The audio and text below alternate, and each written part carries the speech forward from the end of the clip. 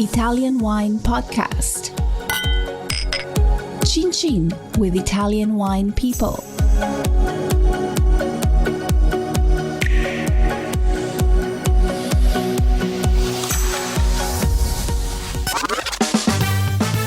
Before the show, here's the shout out to our new sponsor, Ferro Wine. Ferro Wine has been the largest wine shop in Italy since 1920. They have generously supplied us with our new t-shirt. Would you like one? Just donate €50 and it's all yours. Plus, we'll throw in our new book, Jumbo Shrimp Guide to International Grape Varieties in Italy. For more info, go to italianwinepodcast.com and click donate. Or check out Italian Wine Podcast on Instagram. All right, so this is the Pio Cesare Italian Wine Podcast on the road edition. We are at the winery with Federica, of course, the daughter of Pio Boffa. Her name is Federica Boffa. I forgot to say something that is very important to say. On the label, at the bottom of the label of Barolo Riserva 2000, we have decided to reproduce the special key, so the key that my grandmother used to wear on her neck. Is a tribute to her longevity and to her witness and to her character. So something that it's very emotional for us. And the Barolo Riserva 2000 is an emotional release for Pio Cesare. So the key is on just the reserves? On just the Barolo Riserva 2000, yeah. Okay. And in the following wines that we will decide in the years to come to release of all vintages. So that kind of dovetails nicely into my next question to you, is that how will you ensure, the history of Pio Cesare to be remembered for the next generations to come? I know it's a kind of a big responsibility. Yes, it's a big responsibility, but at the same time I believe that the crucial point that has helped us to remain alive for 140 years is our artisanal touch.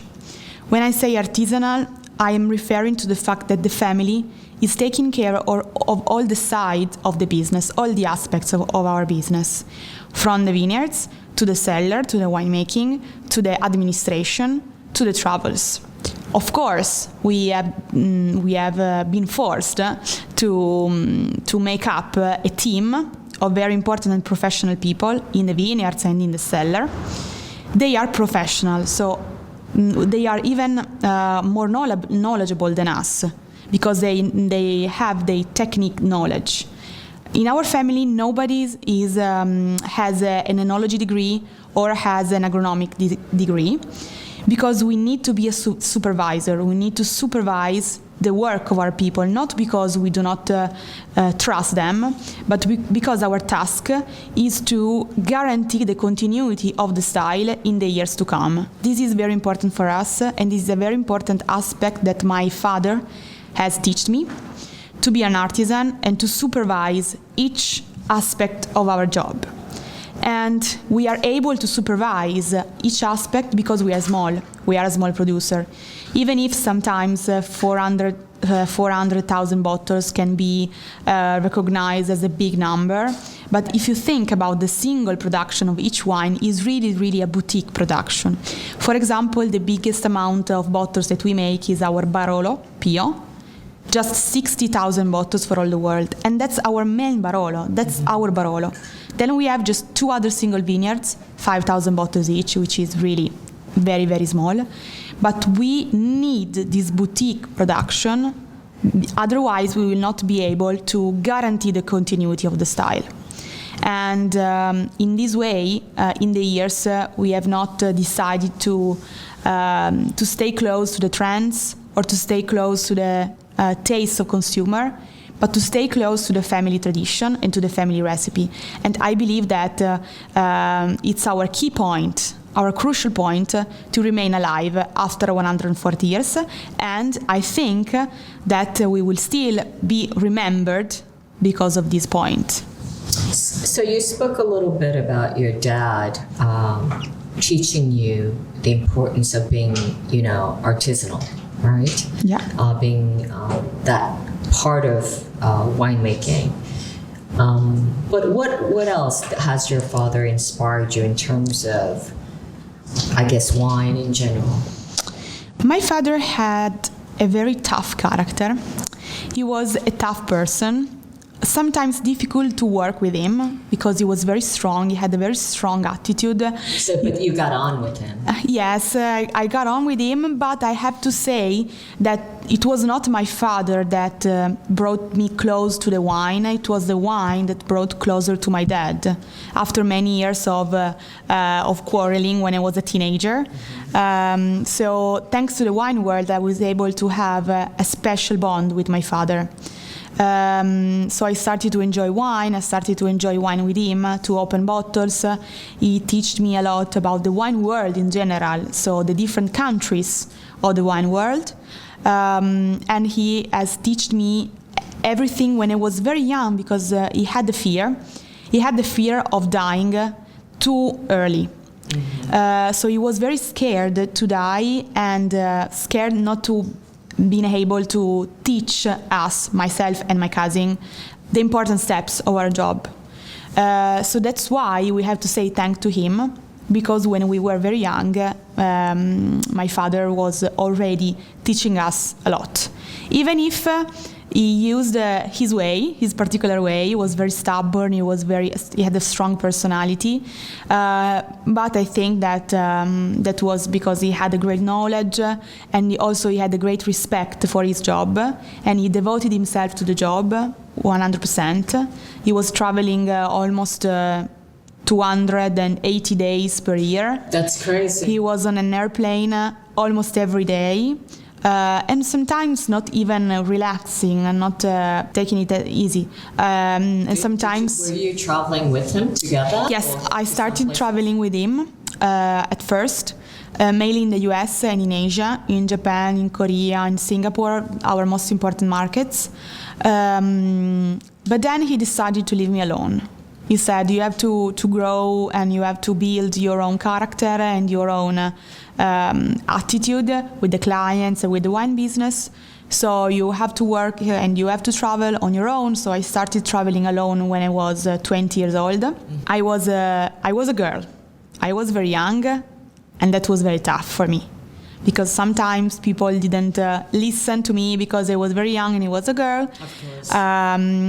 But then I'm still very young, but I am working a lot and working very hard to try to build my knowledge and to be respected in the wine business, in the wine world. So are you friends with other, I guess, other wine people from your generation? Yes. Like, I don't know, Giovanni Gaia comes to my mind, right? Because yes, I think he's the same age as you. Yes, the most fascinating point of our region and of this new area is that there is a new generation coming on, and all the wineries of our region are family-run, family wineries, and so the new generation is more or less the same age as me, and I know almost everybody. I don't go out with them on Saturday evening, but I know them because I see them every day almost, and then I have a very close bond with two other producers who are very, very small producers in the Barbaresco region. One is a girl and another one is a boy, and we go out every day and we have fun, and it's very, very fascinating to talk about the wine business under another point of view, from another point of view, with the new generation and with the new open mind, which sometimes is something that is missing in the old generation, in the past generation. Give us some of your insights about this fascinating aspect of the new generation and their approach to wine culture. The most important one is the respect for Mother Nature. And we are very sensitive to the, biological aspect, and to the try to respect Mother Nature as much as we can. In fact, I am following our team in the vineyards, and we are trying to reduce as much as we can chemicals in our vineyards. 2 years ago, we had made the analysis to our wines, and our wines are certified with zero residual of chemicals, We are not biodynamic, we're not biological, because my father didn't believe in certification, but he believed in them as a philosophy of production. So we were following a sort of biological practices as a philosophy of production. We didn't start to ask for any certification because we didn't want to use them as a marketing tool, but we want to use them as a philosophy of production. But essentially, I mean, is it fair to say that your wines are organic? In some way, yes, because we, as I said, we are not employing any chemicals for the fertilization of the soil, for the growing of the plants, for the defense of the plants against diseases. Everything is done very, very in tune with Mother Nature, trying to reduce as much as we can the stress on our plants. For example, we are employing a practice called green manure. We are trying to give mineral elements to the soil without using chemicals. So we are doing this practice since many, many years. So we are sowing in the row different kind of seeds in order to bring all the different mineral elements very important for the plant. We are, for example, we are not fining the wine with animal additive, but only with elements from, for example, potato, so vegetative elements.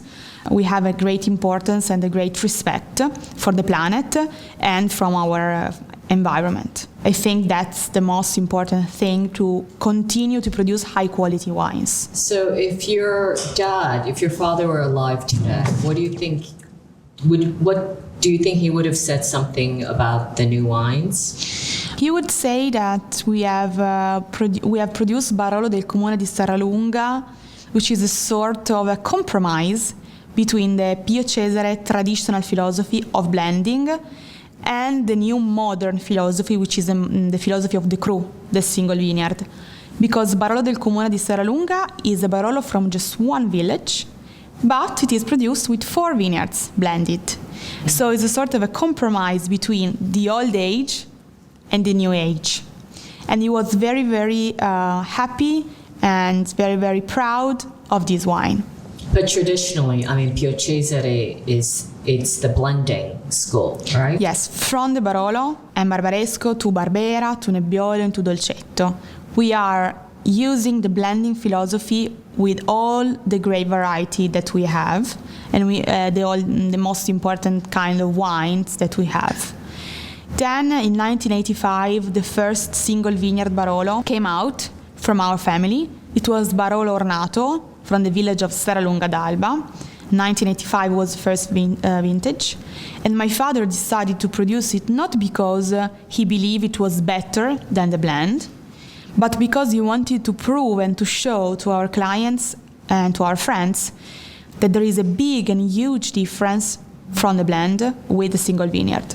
So of course the single vineyard is the expression of the single property, is the expression of the luxury of the single property, but the blend and the classic Barolo is the picture of the entire region, is a very faithful picture of our great Barolo area or of our great Barbaresco region. So have you planned any trips in the fall? When is your next traveling schedule? My next traveling is something very, very happy and a little bit crazy, I would say.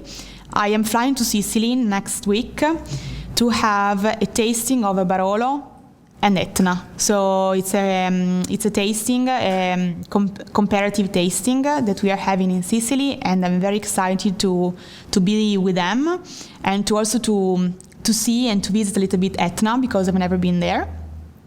And then the next international traveling I have in my agenda is the wine experience in October, in New York. You know, actually, I did a blind tasting, I think in Sicily. Mm-hmm. I think 14 wines. Wow. Etna Rosso and Barolo. And let me tell you, it's not that easy because even I had tasted it with Aschieri at the time and Benanti, mm-hmm. With a group of wine experts, quote unquote. And even they didn't get all of the wines right. So I think it's very interesting that there's this comparative type of tasting between Barolo and Etna. Yes, I'm very excited. Okay, so Federica, listen, I wish you the best of luck. I think your father would be very, very proud of you. Thank you, Stevie. You have a huge responsibility to continue in the name of Pio Cesare, but I think